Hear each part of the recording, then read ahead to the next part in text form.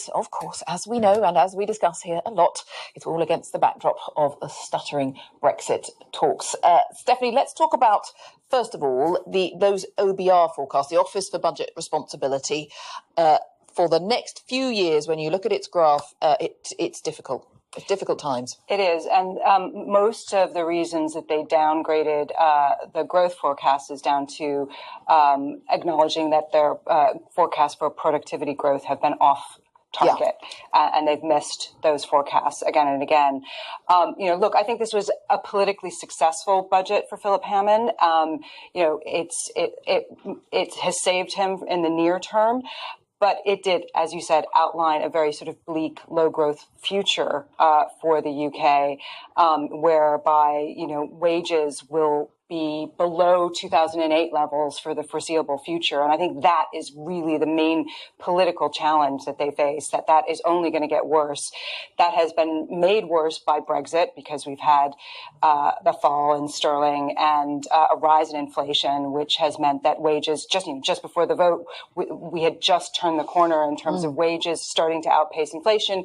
And now all those gains have been wiped out. Yeah, I mean, the stats on wages, I mean, it's actually, they're saying until even by 2022, wages won't be any better than they were in 2008. Yeah, and I mean, that will start to bite as time goes on politically. I think he's done the best he could do by sprinkling bits of money here and there, trying to, assuage any kind of critics, a bit to the NHS, a bit for housing, first-time buyers and the like. But I think the significant thing here is that the OBR forecast did not really include Brexit into their calculations. So, for instance, on productivity, most economists think that Brexit will make the productivity problem even worse. We've already seen a decline in business investment because of the uncertainty over the terms of the deal. And likewise, if we're facing tariffs on imported goods, that will mean higher prices for consumers, lower tax revenues, and, I just keep going back to the figure that was, used during the campaign of 350 million extra a week for the NHS. And now actually, we're facing a squeeze on public services. And instead of trying to balance the books, Hammond has actually acquiesced and decided to just borrow more in order to keep the peace. And was that his only option, Alex? What's your reading of that balancing act that he had to achieve there, given the forecast? Well, there's a lot there to unpack. I thought productivity is a problem facing most developed countries, not just the United Kingdom, but it's certainly an issue. I thought this was a good budget. I thought that he is relatively constrained in what he can do, not least because some of us would argue what this country needs is some tax cuts to generate economic stimulus, and in the current political climate, those are very difficult to sell. The Conservative Party doesn't have a majority in the House of Commons because of an election it called it didn't have to call and then did relatively badly. And so that's the context for this Chancellor. But bearing those constraints in mind, I thought that there was some attractive things about this budget. I thought that extra tax credits for research and development indicated positivity about the future in economic terms. That's something I thought is very welcome and was the kind of thing that was lacking in the campaign that the Conservative Party ran earlier in the year. There was very little that was positive or optimistic about the future. Thinking about that sort of thing I thought was excellent. There's some kind of retail politics is always important, small policies. I really liked more funding for schools when students take up further maths and higher maths studies. I thought that was a kind of indication that we're serious about supporting tough subjects that equip people for the future. Okay.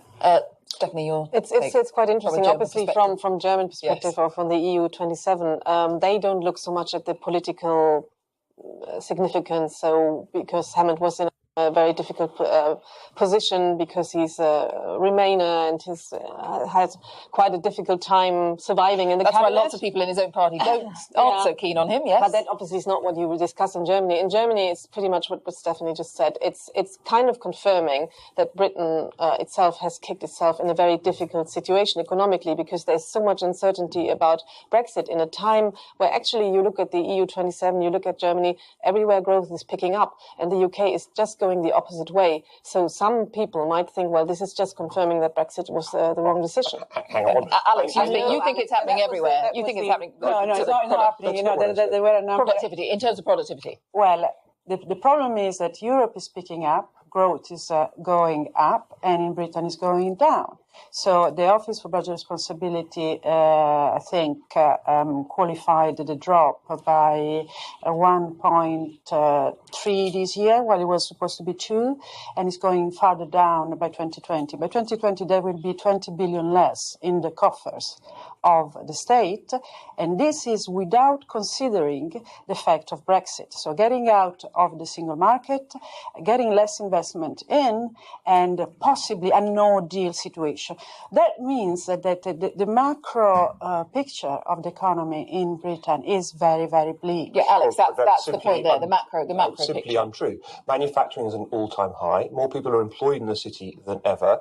Our GDP is fine, certainly compared to the rivals that we face in economic terms in developed countries.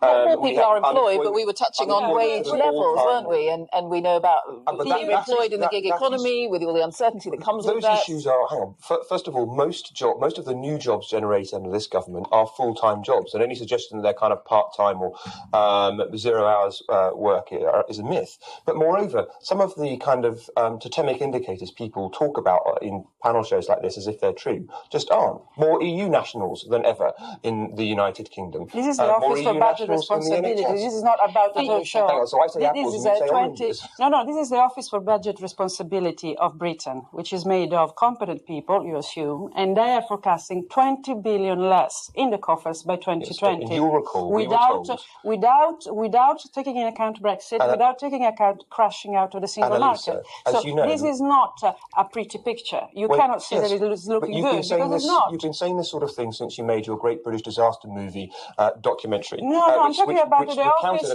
Annalise was making the point that the OBR is an independent body and these are its forecasts. And I was making the point that it's not me saying it, is the Office for Budget Responsibility. Okay, let Alex just come back on that point. Before the referendum, we were told that by the same sorts of august bodies, that if we voted to leave, we would trigger a profound economic shock and go into recession.